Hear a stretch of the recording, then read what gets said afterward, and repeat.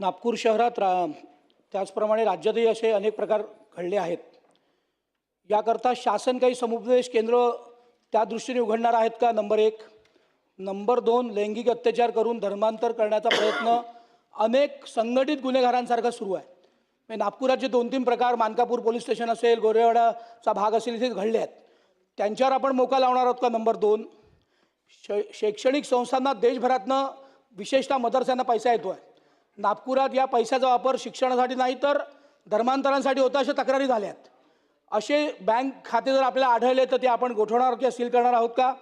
Number चार, उत्तर प्रदेश आणि बिहारमधनं अनेक मुस्लिम लहान लहान मुलं नागपुरातल्या अनेक मदरशांमध्ये आणल्या जातात आणि महाराष्ट्र शासनाकडनं निधी उकळला जातो. या बाबतीत पण तक्रारी झाल्यात, मुस्लिम आयोगाकडे झाल्यात. त्या बाबतीत आपण कारवाई करणार आहोत का?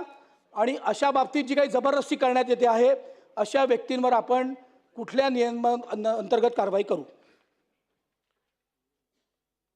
अध्यक्ष महोदय, समुपदेशनाकरता आपण भरोसा सेल सुरू केलेला आहे.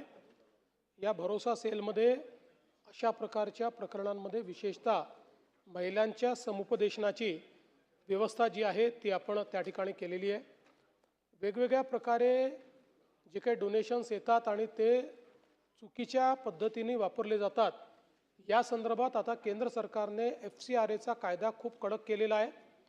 आणि या कायद्यामध्ये आता मोठ्या प्रमाणात ज्या लोकांनी आलेल्या फंड्सचा उपयोग अशा प्रकारच्या इलिगल ॲक्टिव्हिटीज करता, धर्मांतरणाकरता वगैरे वापरलेला आहे, त्यांचं FCRAचं सर्टिफिकेट हे रद्द करण्यात आलेलं आहे.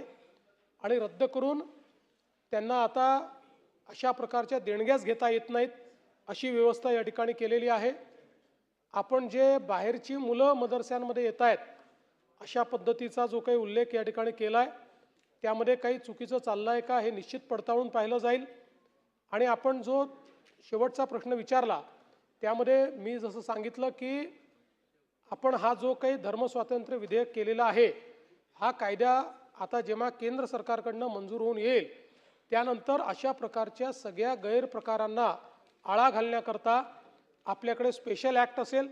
आत्ता आपण आपला जो BNSS कायदा आहे त्या कायद्याच्या अंतर्गत कारवाई करतो, पण तो कायदा करत असताना अशा प्रकारच्या ज्या घटना आहेत त्याच्या संदर्भात खूप डिटेल्ड अशा प्रकारची कायदेशीर तरतुदी नाहीत.